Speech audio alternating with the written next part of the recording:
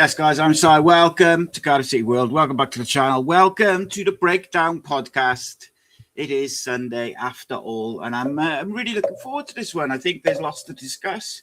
I think from a Cardiff City point of view, it was very much a game of two halves, game of two types of performance. And look, I think in many ways, the best metric of judging this Cardiff City side is if you go and look at what opposing fans think about our team after games, and you can do it throughout the season. They all think that we are the best team they come up against, and I think that says a lot. And I thought yesterday what we did was quite interesting. We showed our quality on the ball in the first half, and then we showed some real balls in the second half, and that's not always easy, for a young team. And I think Brian Barry Murphy, as I mentioned earlier in 5 things, he was quite clever yesterday. I think he's been pretty clever with his rotation generally and just keeping everyone fit as he can and sharp. I do think at this point we probably need to give him something, if it's a couple of loans or whatever, just to make sure the wheels don't come off because we get a load of injuries. But I thought the first 10 minutes of the game was a bit, up and down, back and forth, as you'd expect, frenetic. But I thought for 20, 25 minutes, I thought we were just absolutely sensational. And if you go back and watch that sort of 20-minute period where we score from the first goal till about 35 minutes, we just were exquisite on the ball. Everything was just coming off, just popping it about. And, Bradford, who are a very, very good team, is particularly at home, we're chasing shadows for long periods of that half. And I think that says a lot. And I think, look, I had a few texts when the starting lineup come out, and whether it was people saying, I'm not sure about Osho in this game, or Chambers hasn't trained all week, or Turnbull in the 10. Oof. And look, I'm not going to be hypocritical. Some of those concerns I share at times. I'm losing my apprehension slightly with Osho. I think he's been really, really good, and I'm really, really happy for it. We always said there was a player there. He was just taking a bit of time to settle. Now, Turnbull in the 10, I will say I'm still not convinced he's a number 10. However, I thought it was a really clever selection for this game, and I thought he was very, very good. I'd go as far to say that might have been his best game for us, but certainly this season we're starting to see why we paid a couple of million for him, because I think he's starting to show the type of player he can be. Interesting you say that, Gavin. Gavin says Robertson, first name on the team sheet for me. Number one, he's definitely one of the first names on the team sheet for me. I completely agree. I think him and Wintle now as a partnership are pretty immovable. If they're both fit, you got to play them both. I think I know I have a video coming out on Alex Robertson this week, and if you want a comprehensive deep dive into a Cardiff City player, you ain't going to find anything more detailed and a more thorough look at a player, at his background, his stats, his abilities, and everything in between. It's a piece of work which I'm very proud of, actually, I've got to say. But anyway, enough of that. Back to the good old stuff. So not the good old stuff, but you know what I mean. Back to the game. Look, I thought we were very, very good, and then in the second half, I thought we were just as good, but in a very different way. We just dug in and we defended our box so well.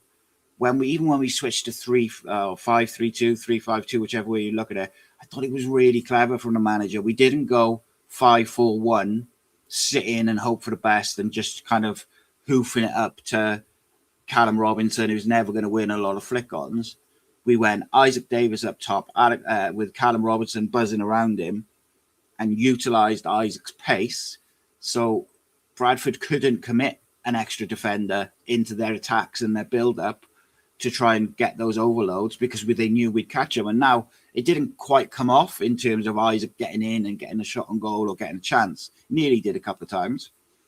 But it just meant Bradford couldn't do it without really risking it, because we had effectively 2 up front. And I thought it was really, really clever from the manager. And even like Joel Colwell, I know Gavin has said in a comment on the video earlier that he doesn't think Joel's a right back. He's not a right back, is he? Like, let's be honest. I thought if we're going to play 3 centre backs, I don't mind him a right wing back. Right back, positionally, I thought he was a bit, sometimes didn't know whether to press and stay. And of course, because he's not done it that much. But I'm glad that, Kapakia was out. They knew NG was probably not got 90 minutes in him. So they came up with a plan to address that. And they trained it and they drilled it and they did it. And I thought he did a decent job. And actually, if you look at Bradford's attacks in the second half, not a lot of them came down that side. Now, on one hand, you could perhaps direct the criticism at Alexander and Bradford and say, well, they should have targeted him more. Or maybe Joel just did a decent job. He was high energy. He probably got caught out a couple of times positionally, but he did a good job out of position. Now, he can't play right back all the time because he's our cover for midfield. That is an issue, isn't it? When Turnbull starts and you've got Alex and Wintle in the middle, no Ruben, no Kellyman, like Joel Colwell's the only midfield cover. Now, could the manager have gone with Dylan Lawler at right back, say, or even Fish? He probably could have. I do think they're protecting Dylan Lawler at the moment. They know they got some massive games coming up. He's been carrying a bit of a groin strain, I think it is. So protecting him is clever because you're going to need him. And I'm delighted for Gabe Osho because I saw some criticism of him, which was ridiculous. Like, oh, he's laughing or he's smiling. And it's like, if you can't have the dream job, i.e. being a professional footballer, get paid to play football, and then you can't enjoy it, like, I don't know what people want. Like, at no point has he ever looked like he doesn't care. He just plugs he plays with a football with a smile on his face. And when he has made a mistake, you can see it's more of a wry smile sort of thing. But look, right, I'm pleased for him because I did always think there was a player there. And I think we even said on last week's breakdown, Gabe Osho defensively last week was colossus. Absolutely colossal. He was his defensive numbers were mental. And I haven't looked at the numbers yet because I'm going to do a player ratings video tomorrow because a few people have asked for it. So I'm going to bring it back. Just might be minus the graphics. I don't know yet because that's the time consuming bit. We'll see. But the player ratings video is back tomorrow. And I'm looking forward to doing it, I got to say. I just thought it was 2 really good halves. I thought Gavin Chambers, Callum Chambers and Gabe Osho, I just thought were excellent. I thought Joel Begum was excellent. Perry NG was really good until he obviously went off. And then Joel did a job. I thought Wintle and Robertson, that pivot is just such a good balance. If you need it slowed down and just keep hold of the ball a little bit, Ryan Wintle's your man, does the dirty work. Alex Robertson is the aggressive, progressive midfielder. And if you need to play off one touch, he will pop it about for days. He will triangles, 1-2s, always looking for the ball back, and has got that really progressive passing in him as well if you're looking to thread it through an eye of a needle. And I can't wait to get Dylan Lawler behind that pairing. Obviously, Dylan's been in and out for a few weeks now, but I'm hoping he'll be back for the home game next week. But let's be honest, and this is the first topic of the evening, how blessed are we to have 4 centre-backs who I think could all play in the Championship. If we get promoted, they could all play in the Championship next year easily and all be looking to start. Callum Chambers, we've talked about to death, like his mentality and his attitude and all the rest of it. So I'm not going to sort of drill that point again. But I do think we're seeing the best version of him that we've seen in the Cardiff City shirt. And as I sort of pointed to earlier, the man has played for England. The man is a has been played Premier League football, at Arsenal and the rest of it. Like, there's clearly a quality footballer there. We just haven't seen the best of him. Now, is that because of the chaotic nature last year that this team was? So he got a bit exposed. Do we do a better job of hiding his weaknesses now? Or has he upped his game a level? I would argue or is it that we're playing at a lower level? I would argue it's a combination of all three. I think all things can be true. I think he is playing better. I think we do a much better job of protecting the centre backs. Like last year, it was one pass through the middle, and the teams were on our centre backs running at them at pace. Now, that double pivot, particularly since Barry Murphy's made the changes that he made to the rest defence, probably, I don't know, around October, November time, I think we've been even more so. We really protected them. And we just looked solid. I just thought we did the good stuff good, the pretty stuff good in the first half, and then we did the dogged stuff. Like Nathan Trott didn't have nothing to do. I don't remember him making a save. The one chance I thought Bradford should have scored, and I haven't looked at their XG actually, but I will have a look in a minute. But the one chance I thought they should have done better with was in the second half, where the winger wriggles his way past Bagan, gets in behind him, gets to the byline, he pulls it back to the corner of the 6-yard box, and the guy blazes it over. That was the one for me, and I said it to my son at the time. I said that was their chance. That was the clear-cut chance they had to score. And he kind of does the right thing in that he tries to like put it high into the net, but yeah, he got it all wrong, and that was probably the chance, But hey, look, you won't hear me complaining about anything. I thought we were very, very good, and again, the manager got the big calls right, and I think we got to give him credit, and we'll give it. I've been critical when he got it wrong. Blackpool away, I thought he got it wrong in the second half, but I thought pretty much since then he's been pretty faultless most of the time in his selection, rotation, tactics, tempo of the game, and how we play. But also his in-game management has been really impressive for a guy who's a very young manager. I know he's managed Rochdale, but with the greatest of respect to Rochdale, even though it's similar level in league, although I think they were in League Two. Cardiff City is a whole different ball game. Like, it's a high pressure job. The fans expect certain things, and I've just been I knew about him. I did a video about him before he was in, and he was someone that I felt could contribute. But even I've been surprised at his abilities, and I'm delighted to say, because I think he'll only get better as a manager, and I just hope that he's with Cardiff for a long time. But the club has got to do their part now. And whilst at the start of January, I felt like, no, we'll be all right. Maybe a left back in. Ruben's coming back. We've got enough depth. We're looking a bit thin in areas now. And I would like to see the club, even if it's a couple of loans, just get them in, get the right players in, get some quality in to really help him. And I understand that is going to be the case. But until it's done and dusted, I would take everything with a pinch of salt. I say that all the time. Even take what I hear as a pinch of salt. It is what it is, isn't it? And people will try and stoke up the flames one way or another. We don't like to do that on this channel. We try to be as honest as possible with you guys as we can. I gave an update on the rumour mill the last couple of weeks. Not a great deal has changed. There is one thing which has changed, which I'll kind of fill you in on Tuesday. But there's something else I was going to tell you about. Oh, yes. So we have a member show tomorrow, of course. But another reason why you should absolutely be a member of Cardiff City World is because you get early access to tickets to live events. And we are on the brink of announcing the first live event of 2026.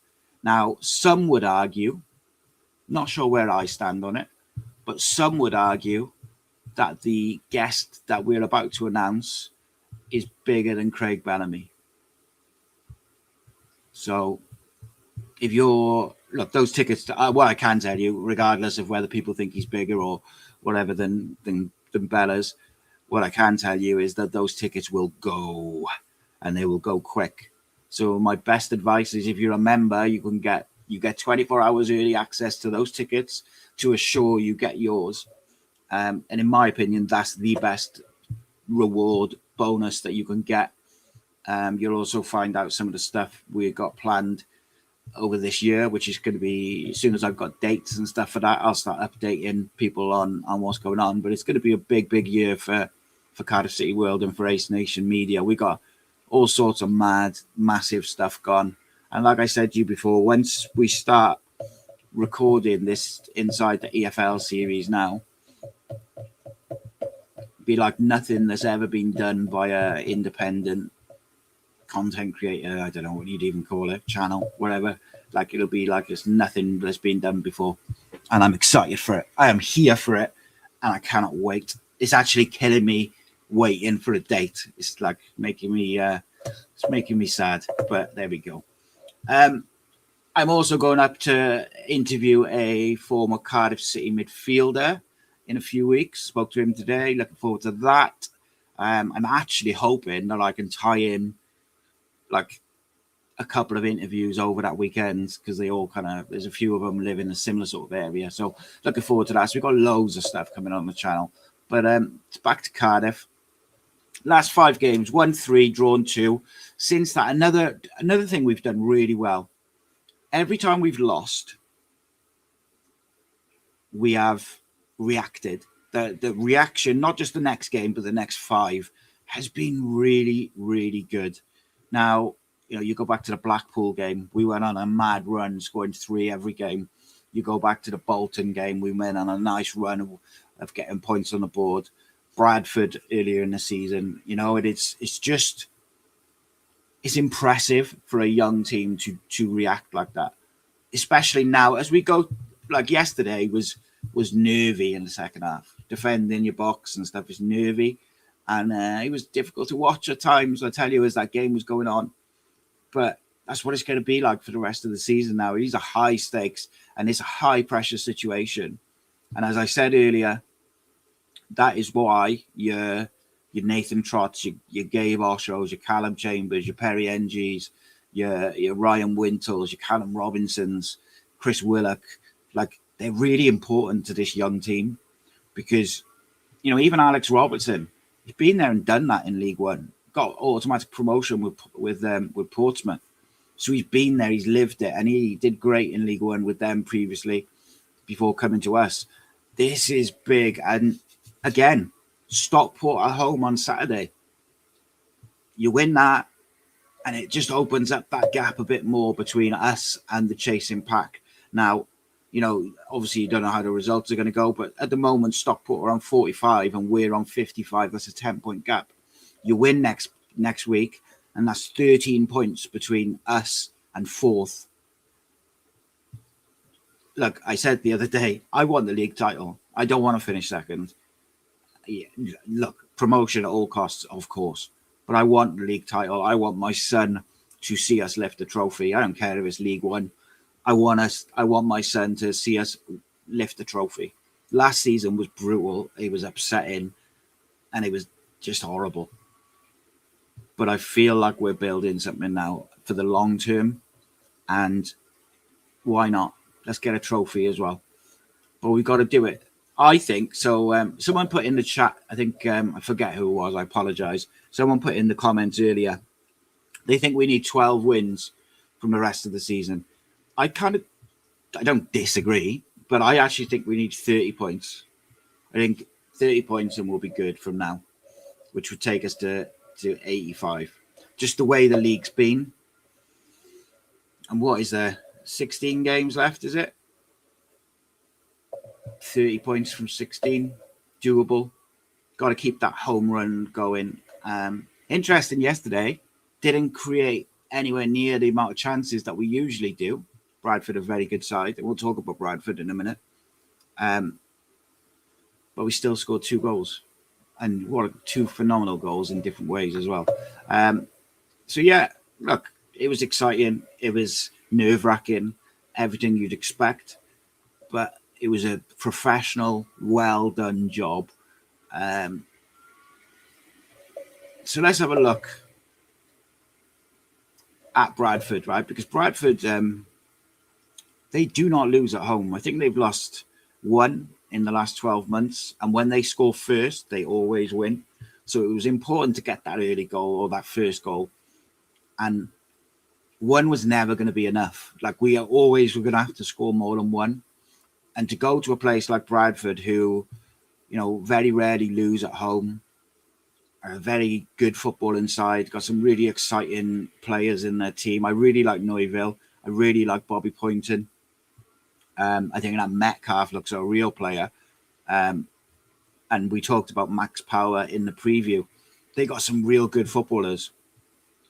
You know, a friend of mine was a bit critical of Yusuf yesterday, said he didn't do enough. I thought he just had an absolute war with tilt at the back.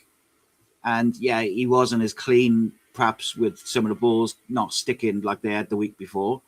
But it's difficult when you've got one or two centre-backs on top of you. I know Bradford fans were not happy they didn't get a penalty. I actually thought it was a penalty, but I also thought the Joe Bagan one was a penalty. So I think it evened itself out. I also thought that the guy who shoulder or just barged into Isaac Davis because he knew he was done for pace in the second half off the ball. The ball was played up the wing into space, and Isaac has turned to go, and he would have done him for pace, and the guy just took him out. It was off the ball. There was no need for it, no intention to play the ball, and you could see Barry Murphy was not happy with it. I thought that was a red card, and the reason I thought it was a red card is it was off the ball. There was no intention to play the ball. It wasn't a challenge for the ball. He just took him out because he knew he had him for pace. So for me, that's a professional foul. And because it was off the ball, I think there's an argument you could make for violent conduct. But it is what it is. Let's go to some of the comments. Some of you are positive, some of you are not usually. So let's see where you are tonight. JT says, if BBM had the backing that Lee Grant got at Huddersfield, we'd be 10 points better off. Maybe, mate. But then sometimes bringing in a load of players and spending a lot of money, as seen with Huddersfield, it doesn't always work. And we've been down that route before as well, bringing in a load of players. However, I do tend to agree with you that maybe if we'd given him one or two genuine, real quality players, that, you know, we'd have... we'd be clear, like, but Jonathan Mordecai says Bradford have only lost 3 games in 13 months at home, and that includes our game. Just putting that win into more positivity. Yeah, it's a good shout, mate. They do not lose at home very often. Gavin says Cy Joel is not a right back. He did a job, mate. That's all you can say. Evening, Matt. Graham, evening. Matthew Ashley says, happy to be proven wrong by Osho yesterday. I thought last week might have just been a one-off, but yesterday he arrived, was absolutely outstanding, strong, fast, and dominated. 100%, mate. And there was a couple of opportunities or a couple of times where Bradford clearly tried to target him because they thought he had a mistake in him, and the two of them would try and cut off the passing lanes and, you know, make him into him. And he just carried the ball into space and popped it off. And I just thought the way he chose when to engage, when to drop off and mark the space was really intelligent. And look, he's an experienced footballer. He's a Premier League footballer not that long ago. And he's not old. So, you know, thought he was very, very good. Gav said about Robertson being the first name on the team sheet. John says, I was always a player with Osho. It was just a massive confidence issue, making him nervous. But now the confidence is coming back and he looks more settled. Yeah, and it's not just the nerves from the mistakes he made. It's the anxiety. The crowd, like every time he got the ball at home, the crowd were just like, oh. And it was, you know, like it was audible, like you could hear it. And it was a problem. And I think new club, new surroundings, new area, it takes time to settle, man. And I thought Barry Murphy was really clever. So I just mentioned the anxiety when he was getting the ball at home after those, you know, few mistakes and nearly mistakes as well. When he's brought him back into the team, he's brought him back into the team away from home. I think that's another clever thing from the manager. Like, and I don't think anyone, like if he starts against Stockport next week, I think people will be much more confident in his ability to do it. And Martin says, during that 20-minute spell when we were on top, the progression through the lines was fantastic. We got Robertson and Turnbull into space on the edge of their area by playing around Max Power. Yeah, Max Power was just like spinning. His head was spinning. We were just moving it really, really quickly. And it was off minimal touches. And that's something I've been critical of David Turnbull for, is wanting too many touches. And he was playing off. He started a bit slow, but then once he got going, and particularly when he got the goal, just started playing off two, and it was just beautiful to watch. Matthew says the three in the middle were all men of the match for me. They were absolutely outstanding. They were playing triangles around the Bradford midfield. Such a joy to watch. Yeah, and they dug in, mate. They did the dirty work after that as well. And I think that is something that sometimes goes amiss with the beautiful football in the first half. You know, the same players dug in the second half. And I know you bring subs on and the rest, but they were really, really good. But there were some aching legs today, mate. Evening, Reese Lasky. Jonathan says, another stroke genius, by the way, keeping BBM, really kept Robertson hidden as soon as it looked like we needed to freshen up, brought him in like a new signing, and he was raring to go. Yeah. I think at the time, mate, we discussed it, didn't we, that perhaps it was like a masterstroke by not just bringing him straight in, making him like not quite frustrated, but like anxious to play and like raring to go, and you let him off the leash then, and it took him a game or two to get going. But even in the first game he played, I thought he was excellent on the ball. But I like that he's aggressive off the ball as well. Look, I said last season, just enjoy him while he's here, and I stand by that. Same with him, Dylan Lawler, and probably one or two others. You just got to enjoy them while they're at Cardiff City and in a Cardiff City shirt, fully dedicated to the cause, because unless we get back-to-back promotions, they ain't going to be here for the long term, because they're going to go play top-level football, because that's the quality of them already. And they're all young, which is mad, isn't it? Dan, evening, mate, says, isn't Callum's stories wicked? Isn't the Callum Chambers story wicked? Going from scapegoat to potential Cardiff City icon, some leader of men. You could tell that he's respected, top pro, looks in his element. Yeah, mate, I've said it a few times, and I only didn't mention it earlier because I didn't want to repeat it again. I just think it's a genuine inspiration.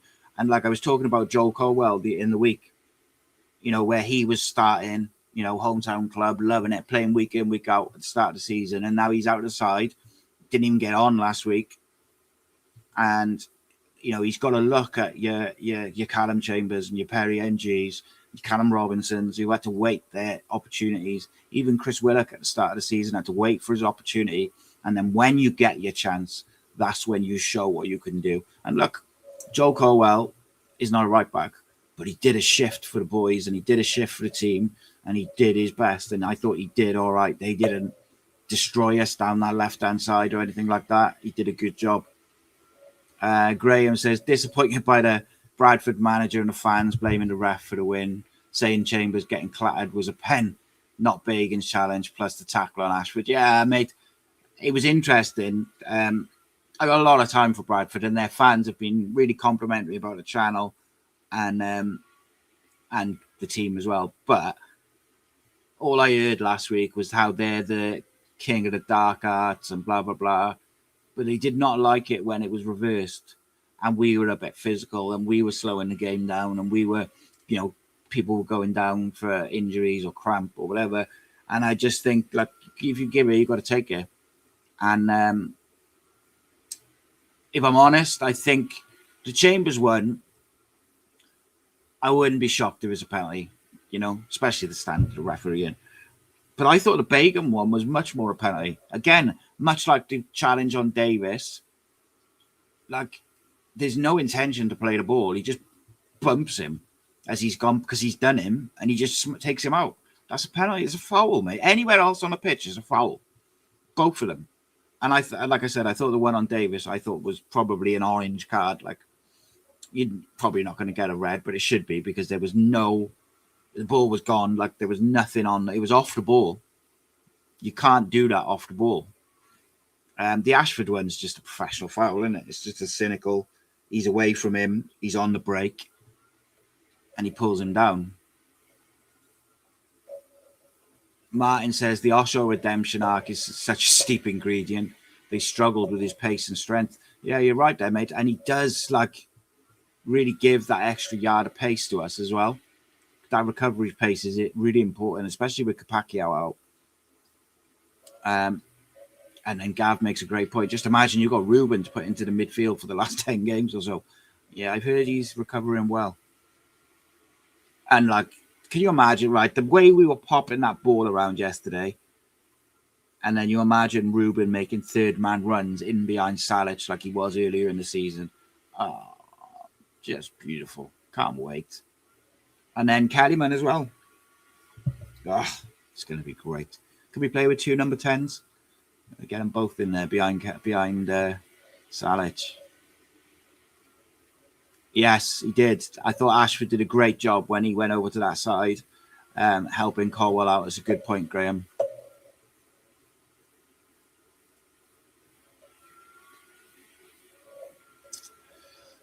Jonathan says, "Do you know any more about how long Kellyman could be missing?" So, what I had heard in the middle of last week was that he probably isn't going to be out for ages and ages. It's not like a 3-month sort of job, but he's going to miss a few games or a couple of games is what it was said. A couple of weeks before it was said, but that type of injury, so it's not as bad as what he thought it was at the time. I think he thought it was quite a serious one at the time, just by how it felt. But apparently, it wasn't as bad as they initially feared. But he's going to be out for a few weeks. So Geraint says, missed NG second half. They played on Colwell a lot. I didn't think they got down that side. And why wouldn't you would target the midfielder who's playing at right back. And I'm not saying he was man of the match or anything like that. I just think he put a good shift in, did his best, and I thought he pretty much locked down that left-hand side. A lot of their attacks were coming down the right, which I think is a testament to how well he did out of position. But of course, you don't want to be playing him there regularly. He's not right back. He is a number 8 busy, or a number 6, or even a number 10. But he's definitely a midfielder, not a right back. But he did a job. I think in future, if next Saturday, if NG and Capaccio are both out, I'd rather we put Dylan Lawler there, I think. Because I think he's done it before. He's good on the ball. It's probably a way to get him further up the pitch as well. But I understand why they probably went with Joel, because he's got the energy to get up and down. He'll get up and support. But as the game state ended up being when he came on, we didn't actually need him to go up too much. But look, it's a difficult, and they got to just stick in, haven't they? No, there's not 20 games left.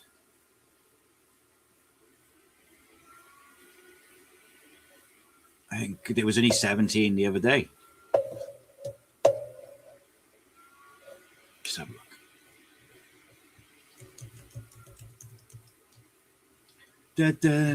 Who was your man of the match yesterday? You're not allowed to say the midfield, or you're not allowed to say the centre backs. Who was your man of the match yesterday? It's a difficult one, but I think I would probably go with Osho. I thought Alex Robertson and Wintle were exceptional. I thought Callum Chambers was absolutely exceptional as well, a real leader. But I think I'd go with Osho.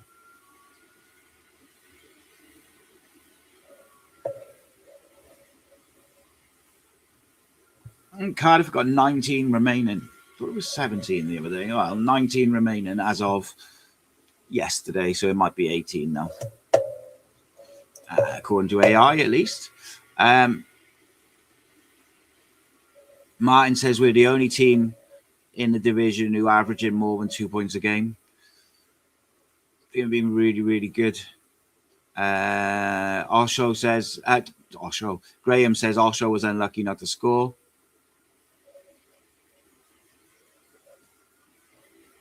No, I don't think it'll go to the wire.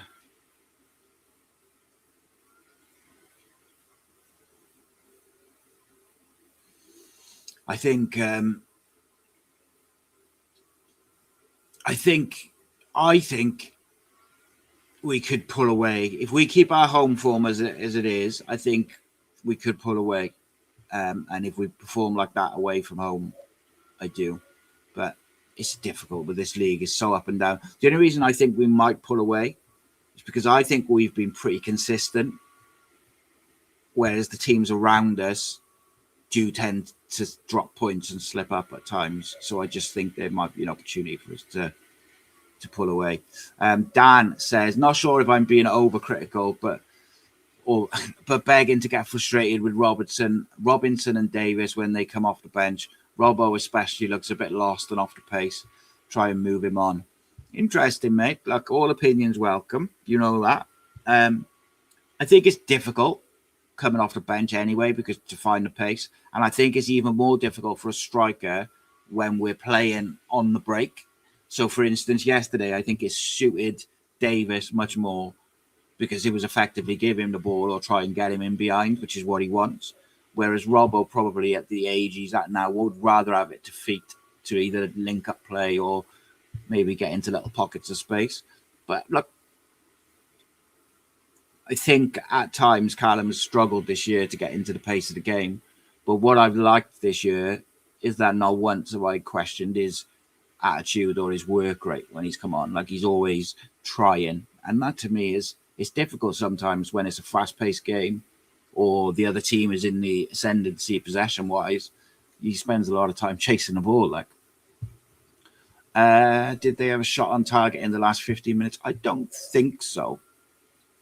But they didn't have any clear-cut chances. They didn't really create anything. I thought we defended our box really, really well.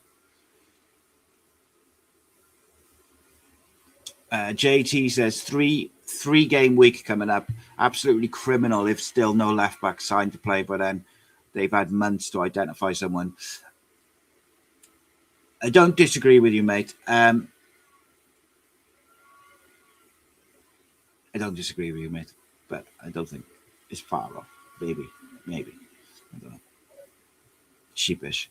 Ryan says, if anyone was going to question our defensive resilience, they've passed with flying colours. Yeah, not for the first time, by the way. We've dug out some big away performances this year by just digging in.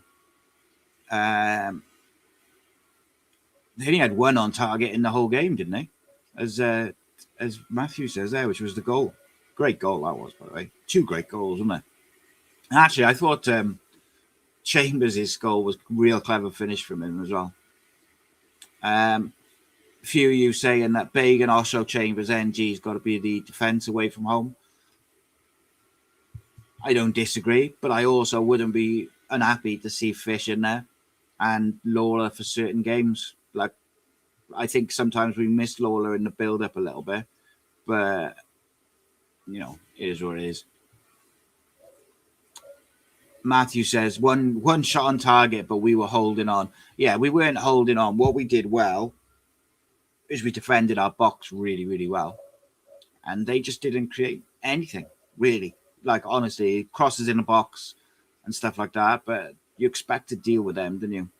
And I just thought our overall defensive play was really good. And like I said, I thought it was a bit of a masterstroke by BBM to go 5-3-2, 3-5-2, and have 2 up front, because they just couldn't get the overloads in the areas that they wanted to then be able to get players like Max Power or Metcalf in the space to cause us problems. And I thought that was really clever. They were League One, was they? I wasn't sure off the top of my head. Martin says, illustrates how good our defensive play was throughout. We shut down pointing, and he had that one shot, didn't he, which went over. Evening, Paul. How are you, mate? Dan says, one thing I love about BBM is how modest he is. He never gets never one to get high when things are going well, but always makes it clear that if the players are making him look good. Mate, I agree with you, but we saw the chaos and the shit show that it was last year, and you look at the difference with BBM and his team running things, and it's a big, big difference. Martin says, unless signings are loans, realistically, we should be looking at players who can make a major contributions in the Championship. Yeah, and I think one thing you do have to not understand, but we have to maybe understand as fans, is it's not FIFA, it's not Football Manager. You can't just go and sign whoever you want. And you've got to remember, whichever left back we bring in, it's highly likely they're going to spend the majority of the time on the bench because of how good Joe Bagan's been and how well he does for the team and how much he understands Brian Barry Murphy's tactical instructions and the rest of it. Like Joe Bagan, if he's fit, he's going to play. So what left back wants to come in and just to sit on the bench, particularly on a loan, because they want their players to play. The clubs do. And then it's the same with other positions. Like, I understand players will back themselves and they'll want to compete and the rest of it. And then the other side of that is, bringing in the wrong type of personality. They've really got to do their due diligence because the wrong type of personality can turn bad real quick. Now, I think BBM had said, didn't he? He said that they have one eye on, the summer if they were to bring anyone in. I think we'll bring in at least 2, maybe 3. That would be my prediction. But that's just educated guess. Graham says, my worry is if we go up and struggle at the start of the season, the club need to stick by BBM and not panic and sack him like other seasons. 100%, mate. But I also don't think we'll struggle. Just my opinion, and people could be free to disagree. I think we got a really good young squad of players who are going to get better. Alex Robertson's going to get better. Ruben Colwell's going to get better. Joel Colwell's going to get better. Kipakio's going to get better. Dylan Lawler's going to get better. Will Fish is going to get better. Like, they've all got quite a high ceiling, in my opinion, ability-wise. And I think if we keep the manager, those players will continue to improve. And I don't think any of those players that I just mentioned will have any issues stepping up into the Championship. And then you've got your Saliches and your Joel Bagans who have played in the Championship before. I think Ollie Tanner is capable of playing in the Championship and playing it really well. Just got to keep him fit. I think he's going to be massive for us this year, coming into the run-in now. Squeaky bum time, because he just gives you something. I think I said in the video I did about him, he's just a bit of a maverick. Like, he doesn't always do what you expect him to do. Like, sometimes he will put it on his right foot and just shoot and from quite a narrow angle, and you're thinking, you're not expecting him to shoot because it's not on his left foot and it's a narrow angle. He's grown on me a lot this year. I think he's got a much better attitude this year, don't mind. Not the only one, by the way. But I think he's been really good. Jonathan, Parky's a legend. Can't have no Parky slander on you. Paul says, great to see BBM get manager of the month. Not just that, but how all the backroom staff and all the key to the success on the pitch, every one of them has been fantastic. Yeah, best signing we made in years. Best signing we made in years. Yeah, Martin, you're not the only one there, mate. He said, would love to sign a big physical midfielder. Not going to say his name, but I would have liked him in the summer. Big Nev. I did an evening with Big Nev. Just was it in the pre-season? I forget when it was. Not that long ago. Where I hosted it for a football club for their sort of charity evening or whatever. And he was a pleasure. I had a lot of fun with him, I've got to say. You got to know how to take his dry sense of humor, but I really enjoyed him, and I would like to probably do one with him at some point. Paul makes a great point. We learn a lot of things from defeats, and this team puts them right. Not just defeats, mate. It's sometimes when it just doesn't go to plan, but you get over the line and get a draw or a win. Like, it's learning from it. We played Wickham the other week, and we were phenomenal in the first half, and then we missed a load of chances. Didn't have that problem yesterday. We got the goals, and then shut up shop. And if not for a wonderful goal from Metcalf, it's a clean sheet yesterday. I don't remember Nathan Trapp making a save. But credit to Bradford, they were really good in possession. They moved the ball. They try and play football the right way. I really enjoy watching them play football, but they didn't create any clear-cut opportunities bar that one. Gav says, same here, so I want to share with my daughter the League One trophy. 100%, mate. 100%. That's what it's all about. 10 wins and a few draws, 20 left to play. Yeah, we just got to keep ticking them games off, and at 19 left. Just got to keep ticking them games off. Do you know the team I really want to put a spanking on is Burton. That game really upset me. It was the most anti-football performance I've ever seen in my life. And I get it. They got to just do what they got to do. But I would love to just go to their place and stick 5 on them. Not saying we will. Just saying I would like to. Yeah, there was a naughty one. You're right there, Jonathan, on Sarajevich with his elbow. He was it on? No, it was on. There was one on Wintle as well in the first half. But luckily, Wintle doesn't make a meal of it. And the guy forearms him in the side of the mouth. It's just tackle on Ashford. The one on Isaac, I thought was just I just can't. Clearly, it's not dangerous, right? But it's the ball's over there. It's gone up the wing. Isaac's turned, looking towards where the ball's gone, and the guy's just clattered into him from behind. If he's got the ball, fair enough. It's a foul, maybe a yellow card. Off the ball, I just think that should be a red. It's at least an orange card. I thought the one on Bagan was a 100% a penalty. Gavin says, any news on Perry and injury and Capacchio? Capacchio's back in training on Monday. Perry NG has been monitoring him for a couple of weeks. I'm sure he'll be fine, but they just got to manage it.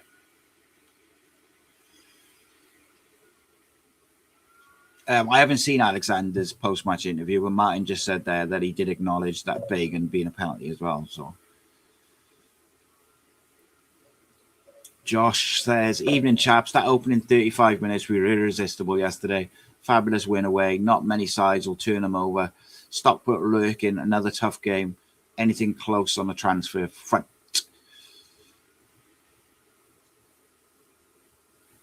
I think we'll get 2 in, mate.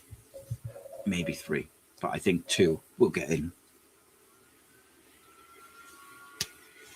That's just me. Trot in midfield for the last game against Manfield. Jonathan says, some Bradford fans have been saying in that 20-minute spell, we played like Barcelona, way above the League One level, and the best side they faced this season. Yeah, I saw this Bradford fan put a post similar to that in the EFL chat on Facebook, and then a load of other fans from Lincoln and a few others were just saying that we got a team that looks, it's way above the championship. And it was what was quite nice in that group. I think it was like a Rotherham fan or something put something like, oh yeah, you should think so with the amount they've spent. And then a couple of fans from other clubs in League One were like, no, they got rid of literally half their squad, and they're all playing with academy players, and that was quite nice to see because that was obviously non-Cardiff people saying that, so that was cool. Paul says Chambers was his man of the match, as does Martin.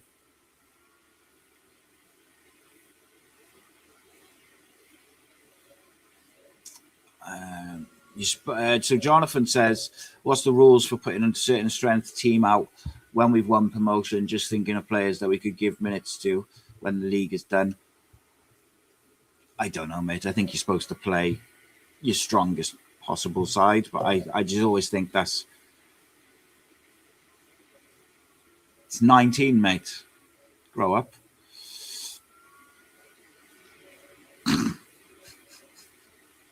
Temper. People are funny. Stockport. So Stockport's weird. I wasn't that impressed with them in the first game. They were good. But don't know. Maybe I expected a bit more from them at their place. Like, I thought they would come out a bit, and yeah, I don't know. Thought they were a bit defensive. Like, maybe I need to rewatch. I'll rewatch the game before I do all the previews and that. But it'll be a very tough game, and I think they're the sort of side who's that are just like, look, they're the sort of side who can trouble you away from home, and I think if we can get a big result versus them, that'll be good. So Partridge 51 is very angry. He says, for fuck's sake, we've got 20 games left, get the basics right. Well, in fairness, I was doing it off the top of my head without the league table in front of me, but I'm very, very sorry.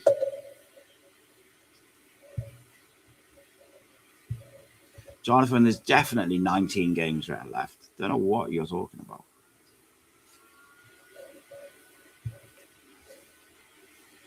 Caroline says, Trott was my man of the match. The way he set up his deck chair on his line was exceptional. That must have been the easiest game he's had all week, isn't it? All season. Josh says, Osho done well yesterday, but I wouldn't stick him in at home just yet. Too many home fans try digging out one individual. Yeah, there's a few of them, mate. Away games suit him, and he complements Chambers with his pace. I don't disagree, mate. I also think at home we need the ball playing of Dylan Lawler and the diagonals of Will Fish. So I almost quite like that. Fish, Lawler at home, Chambers and Osho away. Quite like it. But then I also, Chambers and Lawler the other week were just exquisite. So yeah, and so Reese says that Tanner got both assists yesterday, didn't he? I think, which is a good return. So after his injury, yeah, he's already affecting games, mate. And that was what I said in the video earlier in the week. Was like, I think he can be a genuine game changer for us. That's like a new signing, and he's got he just does things a bit different. And yesterday I thought was quite a tough game for him because every time he got the ball, they were like tight to him. So he'd never really, or he didn't get many opportunities to just get the ball and run at the fullback and sort of isolated against the fullback like we do at home. And I thought, particularly for the corner, I thought it was really clever. He went short, and then he doesn't just whip it into an area. He plays a pass, a firm, fast pass into Chambers. So Chambers has just got to get like any sort of touch on it. So it's like, it was good. I like it. Definitely 19, Jonathan. Tanner claiming an assist for Turnbull is stretching it a bit. Well, mate, he passed it to him. It was the final pass before the goal. It is what it is, isn't it? Josh says, Wes Burns out of contract at end of the season side. Cardiff boy, versatile, experienced promotion winner. Have a look, mate. I think it was Scott Johnson put a list of players who were out of contract in the summer, and there was a couple on there which I quite liked. Ravi Matondo's out of contract. I'm not sure. I probably would on a free. But I think it's a big couple of years for Ravi to really take hold of his career and go and show the ability he's got, like, and affect games. And I would love it if he came and did it at Cardiff. Don't get me wrong. I think he's got bags of talent, bags of skill. But yeah, I think his next move will be a big one for him. Maybe he will end up at Cardiff. I know we've had a look at him over the last couple of years on loans and stuff. Never quite materialised or following up. Yeah, let me know what's happening in the AFCON. Because if I start going into loads of windows, my internet goes, the stream drops. But let me know what's going on. Alex just said it's just gone nuts.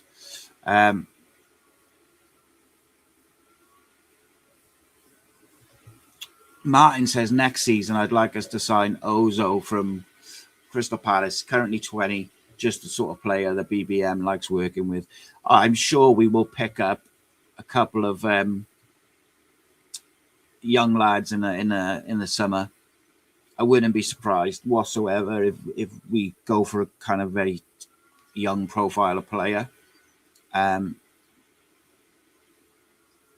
Because I think the experienced players, I'm trying to think, how old is Chambers? He's like, we haven't got,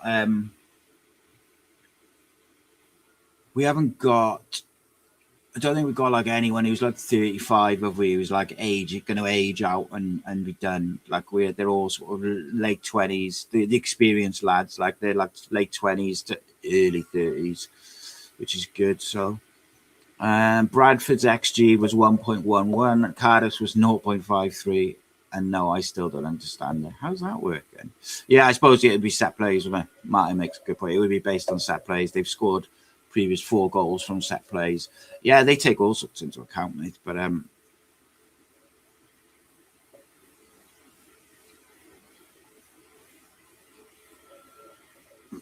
Jonathan says lots of podcasts for League One been mocking the amount we've spent after criticism in the summer for not spending, which is why I think we will struggle, which is why they think we will struggle, which is comical. It's funny, mate, isn't it? Gavin says, I said after the Stockport away game, I can't wait to play them on a big pitch, popping a ball around the defence. Yeah, if I remember correctly, and I'm going off the top of my head, and my memory's not always the best.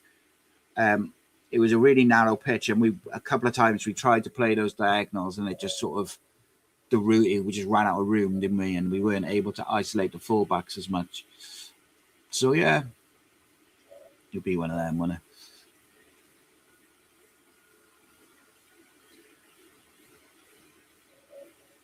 Gavin says, did anyone notice the Bradford home game where we lost? They won the coin toss and turned us around, messed with our game. Yeah, they made us go against the Canton stand first half, didn't they? But we did the same to them yesterday and they were booing. Yeah, look. So what's that? Gavin says, Senegal have walked off the pitch due to a pen against them. Jesus. Never boring. The one player I would love to sign on them, in fact, someone's mentioned, Paul's mentioned him then. The one player that I would try and sign in the summer, and I would try and get it done early doors like now, is Dom Ballard. Cleary as well is a quality player, but Dom Ballard, the age he's at and the skill set he has the ability to play just off the striker as a number 9, as a winger, or as a wide attacker in the way we play. I would get him in 100%, and I would pay like some cash. You pay money for strikers anyway. He would be a player I'd be targeting. He'd probably be at the top of my shopping list in the summer if I was BBM. Now, I'm not BBM, and I'm sure he's got his own ideas and whatnot. But if there was any way to kind of start working on that deal early doors, get in touch with his agent or whatever, I'd be doing it now, because Callum Robinson's about 30 odd. At some point, you need like a different option to him and Salic. I know you've got like Isaac and Kian and people, but I just think Dom Ballard is the skill set and the attributes that he's got. That he can carry the ball, he can run in behind, he can link up play. He's a real player. And for someone so young, I think he's got a really high football IQ. If you watch his movement, not just to create space for himself, but the way he creates space for other people, he reminds me of Kean Ashford in that respect. Intelligent movement to create space for other people. Scores goals. I'm sure there'll be people will be after him because of his age as well. He's only, was he 21? 20. He's not even 21 till April. Born on April Fool's Day. 15 goals in 20 games this season in all competitions. Wow. And he's played through. They have got an option for an extra year. His contract's up in 2028 though, so he's only joined them this year, which is mad. But ultimately, Leyton Orient will take the money if they get offered some decent money for him. They have to. Yeah, he's a quality footballer and a good all-round game. And I was just looking at his transfer mark, and it says he's only played as a number 9. But I think with his skill set and his abilities, he could play as just off the striker, like a second striker, just off the striker. And he could play wide. So, yeah, he's... yeah, you're right there, Martin. Southampton Academy is a top place to learn your trade. So... Barnsley is going to be a tough game. They've had some real results real results recently, scoring goals as well. So yeah, we gotta do our thing. Was it Luton they beat on the weekend? Absolutely wiped the floor with them. Or have I got that wrong? I'm trying to think. Oh, my memory, man, is shocking. Absolutely shocking. Oh. I'm not going to go into it. I've just gone into another window and straight away my computer slows down. So I'm going to bin that off. I might have frozen as well now because I can't see my screen, but we'll let it catch up. So yeah, loads of stuff. I want to watch the AFCON. So I'm finishing up now. So tomorrow lunchtime we have player ratings. Tomorrow night, Cardiff City phone in, and then after that, about 9 o'clock will be the member show. We have a real good video on Alex Robertson this week. Like, it is. I haven't recorded it yet, but the script is wicked. It is so much research and detail gone into it. Been working on it for the last week or so, and hoping that it'll come out on video as well as I've got it pictured in my head, and it'll be something I can really be proud of.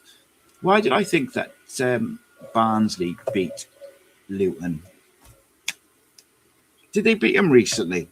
I don't pay much attention to the other team's results. I sometimes I just look at like Lincoln and that, but well, it don't matter. Lincoln drew 2-2 with Luton. That's right.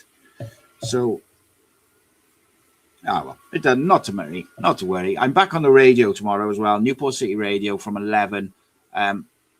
Would love to see you in a WhatsApp chat on the radio station, and I'd love to see you get involved.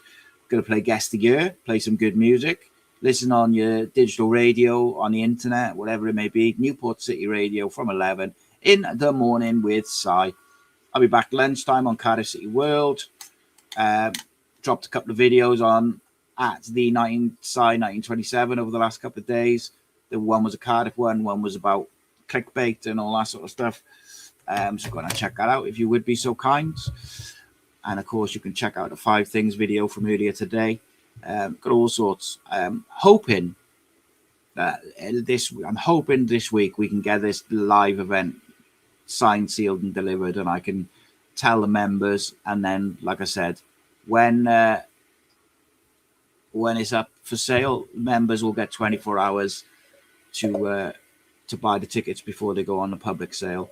And like I said, a couple of people who are in a circle, my team, they think it's the biggest one we've done ever, which is bigger than Bellamy. But we'll see what the people think. Either way, those tickets will be gone in probably 24, 48 hours. So it's quite handy to be a member of Cardiff City World or patreon.com/AcePodcastNation.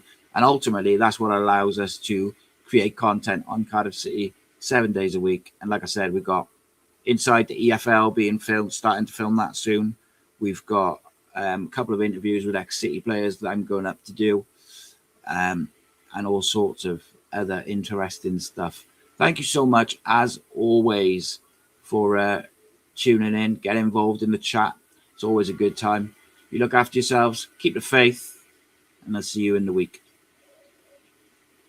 This channel is powered by an incredible membership community on Cardiff City World and patreon.com/AcePodcastNation. Becoming a member unlocks exclusive rewards from early access to live event tickets, bonus content, and even the occasional inside transfer scoop when we get it. But more importantly, it allows us to bring you top quality Cardiff City content 7 days a week. Across those 7 days, we're talking match previews, exclusive interviews, instant match reactions, the breakdown podcast, tactical deep dives, the spotlight series, Bluebirds Rewind, Academy Focus, and just so much more. Led by myself, backed by an army of passionate Cardiff City fans, this is content created by fans for fans. Balanced, professional, and 100% all about the club we all love. If you enjoy what we do, then join the community today and support what we are doing as we help to keep Cardiff City World flying high.